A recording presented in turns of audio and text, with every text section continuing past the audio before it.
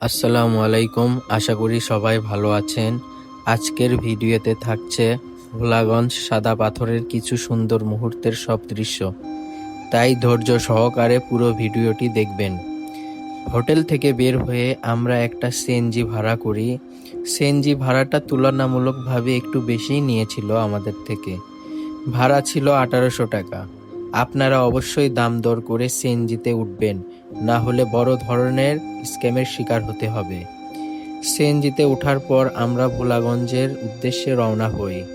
সিলেট শহর থেকে প্রায় 35 কিলোমিটার দূরে অবস্থিত এই সাদা পাথর স্পটটি, তাই আপনারা হাতে সময় নিয়ে বের হবেন, তাহলে মনোমুগ্ধকর সব দৃশ্য উপভোগ করতে।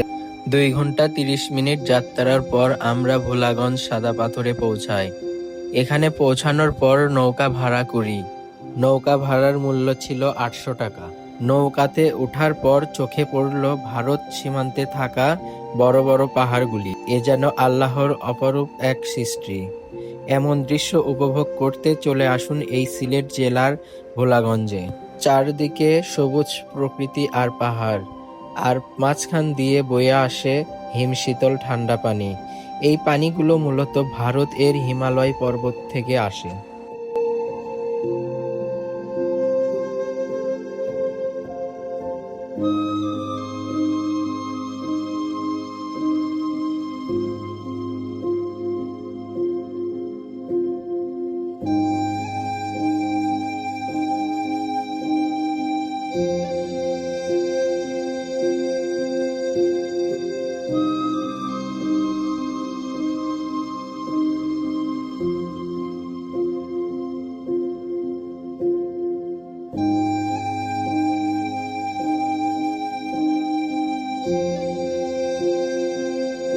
এমন সব দৃশ্য উপভোগ করতে করতে আমরা নদীর এই পার চলে আসি।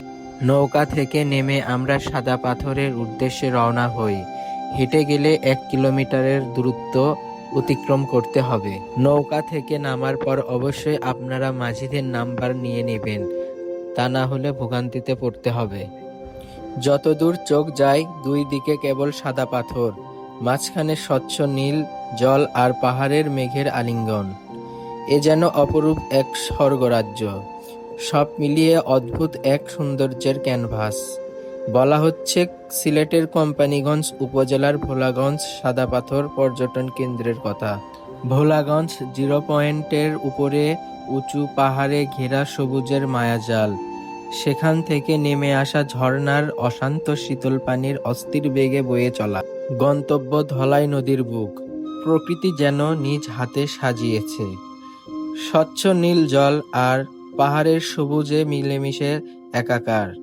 নদীর বুকে ছড়িয়ে ছিটিয়ে থাকা পাথরের বিছানা নদীটির শোভা বাড়িয়ে দিয়েছে হাজার গুণ। সাদা পাথরের উপর দিয়ে বয়ে চলা ঝর্ণার পানির তীব্র স্রোতে নয়ন জুড়ায়, আর শীতল জলের স্পর্শে প্রাণ জুড়িয়ে যায় নিমিষেই। শহরের যান্ত্রিকতা থেকে মুক্তি পেতে সারা দেশ থেকেই ছুটে আসেন পর্যটকরা। পথে যেতে দূর থেকেই পাহাড়ের সৌন্দর্য মন কাড়বে আপনার। মন চাইবে 2 হাতে জড়িয়ে প্রকৃতির এই সৌন্দর্যকে আলিঙ্গন করতে।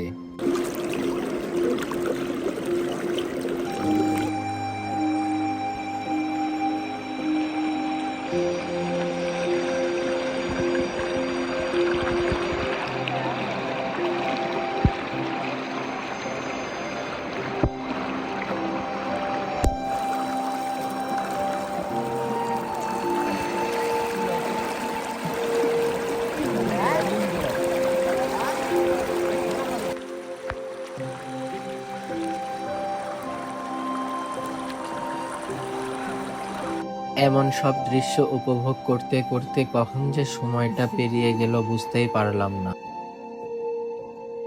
বিকাল গড়িয়ে সন্ধ্যা হওয়ার আগ পর্যন্ত আমরা ওইখানেই ছিলাম।